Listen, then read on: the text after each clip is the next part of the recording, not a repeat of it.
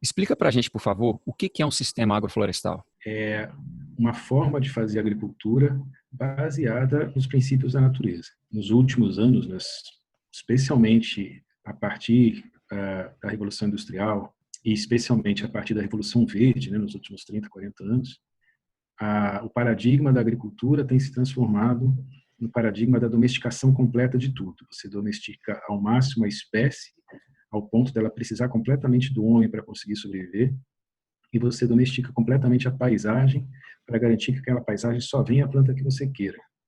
Isso custa muito caro ao bolso e ao ambiente, e às culturas também, e à sociobiodiversidade como um todo. Quando a gente pensa em campos de soja de quilômetros de extensão, onde nada mais cresce além de soja, por trás desse campo tem uma série de processos de domesticação da espécie e da paisagem, à custa de muito adubo químico, de muito agrotóxico, de muita máquina, de muita contaminação, de muita redução de lençol freático, e por aí vai uma série de problemas associados a esse paradigma de fazer agricultura. E a agrofloresta trabalha com o processo de domesticação da paisagem associado à valorização das forças da natureza na construção de um sistema produtivo. Então, a própria fotossíntese, a sucessão florestal, a estratificação, os vários andares que uma floresta tem no seu estado natural, a reciclagem que ocorre dentro da floresta, todos esses processos naturais que são muito fortes, né?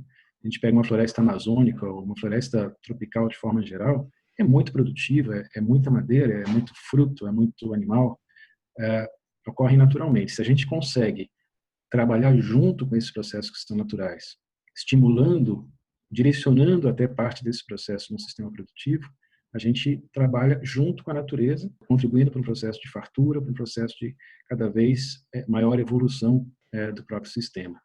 Então, fazer agrofloresta é fazer uma agricultura junto com as forças da natureza. Dentro dessa questão da gente se inserir num sistema de produção que recupera a biodiversidade, é possível, Walter, a gente produzir a base da nossa pirâmide alimentar com os sistemas agroflorestais? É possível e não é uma hipótese. A gente, não só nesses trabalhos que a gente se envolveu, mas em vários outros trabalhos pelo Brasil e pelo mundo afora, existem prospecções, existem análises, né, de produtividade, análises de renda, análises de quantidade de comida produzida por metro quadrado, por hectare, que mostram que agroflorestas chegam a produzir de 40 a 75 toneladas de alimento por hectare ano. Se a gente pensar que um hectare de soja produz aí 11 toneladas, um hectare de batata, que é uma coisa mais pesada, né? Vai produzir 15 toneladas, 20, considerando plantios de soja ou de batata os mais produtivos, considerados produtivos modernos na agricultura convencional, né? Com bastante químico, com bastante fertilizante químico, Com bastante custo, né, social, ambiental, econômico, produzem muito menos do que um sistema agroflorestal cujos insumos são produzidos a partir das forças naturais. Então, a produtividade por hectare não há maior do que dentro de um sistema agroflorestal ou, enfim, da agricultura regenerativa, ou, né, da agricultura sintrópica, mas que consideram a produtividade em diferentes andares e baseados em processos que usam, né, os próprios processos naturais, as forças da natureza contribuindo no processo produtivo. Aí vem a pergunta, né, tá, mas daria para a gente ter uma agrofloresta de 300 mil hectares, como a gente tem campo de soja, por exemplo? Será que a agrofloresta é adaptada para grandes propriedades? Como é que a gente vai lidar com isso, né?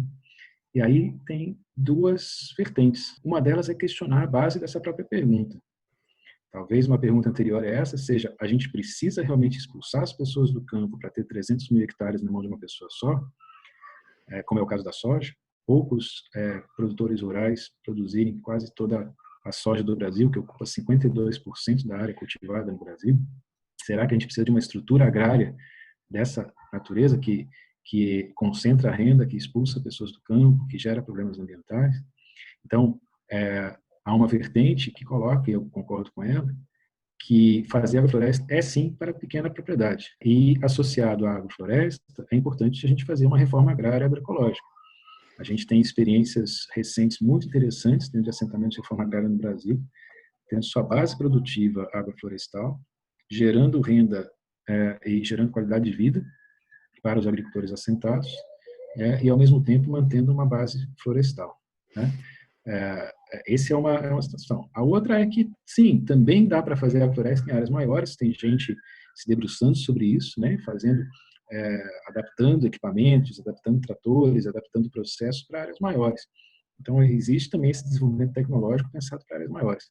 Eu só acho que ele não é tão necessário. Na verdade, é mais importante a gente pensar em reforma agrária e agroecológica do que a gente tentar imaginar que a gente deveria fazer agrofloresta em grande escala. E uma crítica que as pessoas têm ao sistema agroflorestal que sai do Brasil, que produz muito alimento, é exatamente que ele é muito intenso em termos de trabalho físico. E vocês acham que vai ser possível manter todo esse maquinário à base de combustível fóssil por quanto tempo? Pois é, pois é. Né? E uma outra questão que eu queria comentar, assim, mais no intuito até de provocar seu comentário, pesquisadores como o Miguel Altieri, ele trazem que os pequenos produtores, com apenas 20% de área, de posse da área, eles produzem até 50% do alimento produzido. Sim. Porque, na verdade, o agronegócio ele não está produzindo alimento, está produzindo commodity. Sim.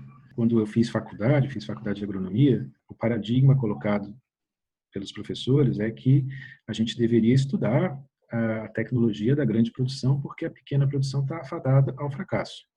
A agricultura familiar deixaria de existir.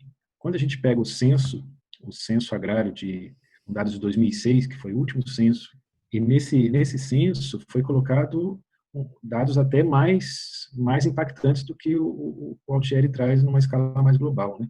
A gente tem no Brasil, se não me engano, são 24% das terras para a pequena produção, né?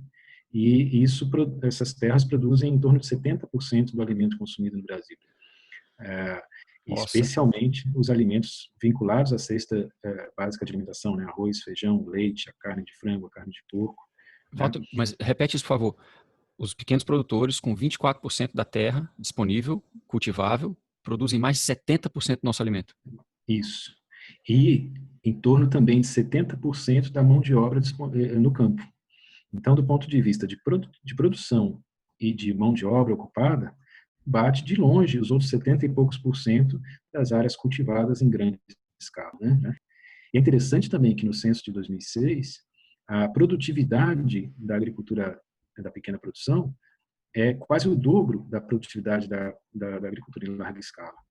Esse é um dado que coloca por terra esse paradigma que, por exemplo, eu e vários colegas aprendemos na faculdade, que é a grande produção que produz o alimento, que é na grande produção que está o trabalho no campo, né, que é a grande produção que gera produtividade, mesmo com falta de crédito, com falta de ensino, com falta de apoio técnico, né, com todo a redução de crédito, inclusive, nos últimos anos da agricultura familiar, mesmo assim, a agricultura familiar ainda é a base da nossa alimentação, a base do emprego no campo e a base dos caminhos para a maior produtividade.